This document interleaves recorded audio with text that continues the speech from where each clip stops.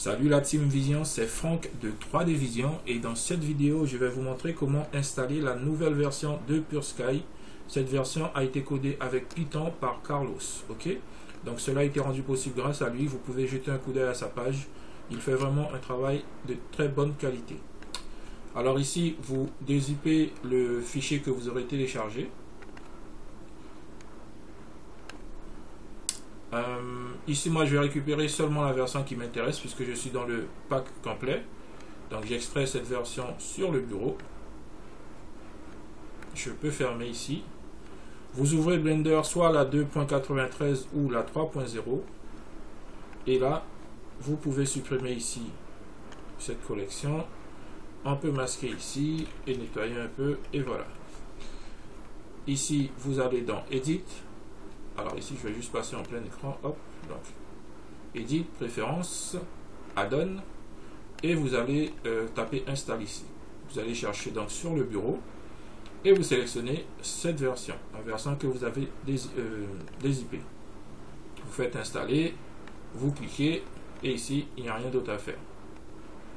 On peut fermer, la sauvegarde est automatique. Vous appuyez sur N et ici vous pouvez maintenant cliquer pour ajouter.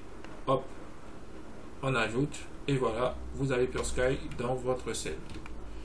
Ici vous avez le tout nouveau panneau qui vous permet de contrôler les commandes ici que vous aviez dans le World Animation. Vous avez maintenant les paramètres que vous avez ici, qui étaient animés avec les drivers, vous les avez ici, qui vous permettent d'avoir, regardez ici, si je fais défiler le temps, vous voyez, vous avez ici en temps réel l'heure qui défile. Et si vous voulez faire du time-lapse, ici vous mettez par exemple vous multipliez cette valeur ici par 2 et si j'avance ici dans ma barre de temps, vous verrez que vous avez les jours, le nombre de jours dans l'année, le nombre de semaines, le nombre de mois qui s'écoulent, ce qui vous permettra de réaliser des time-lapse très précis. Ok, ici je peux hop, fermer toute la collection comme ceci. Ici hop, je vais juste modifier le color management pour avoir un peu plus de contraste comme ceci. Et on peut se mettre en début d'animation. Ici j'ai enlevé ce, hop, je vais remettre à 0 ici. Vos paramètres ici de volume, je vous explique un tout petit peu.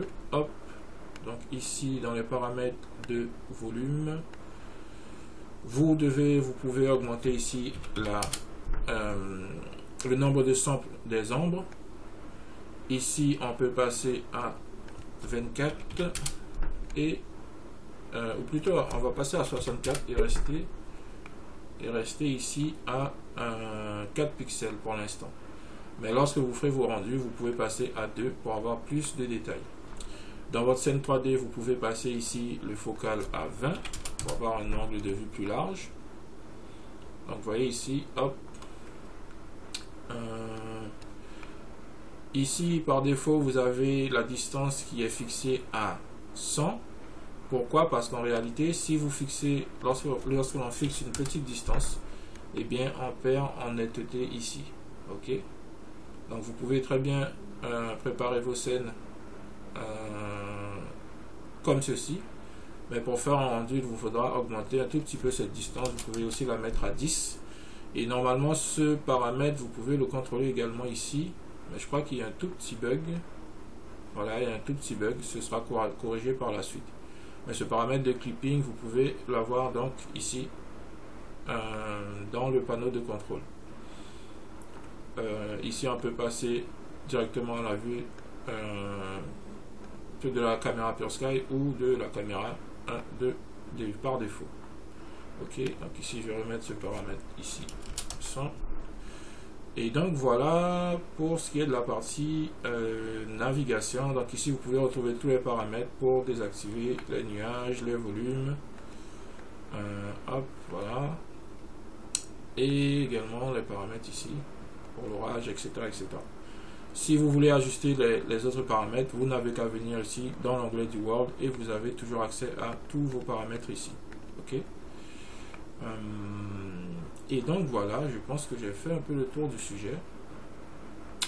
je vous dis donc merci d'avoir suivi cette vidéo et bien sûr je vous ferai d'autres tutoriels pour vous donner un peu plus d'infos sur l'utilisation de cette nouvelle version, donc la 4.4. Salut à tous.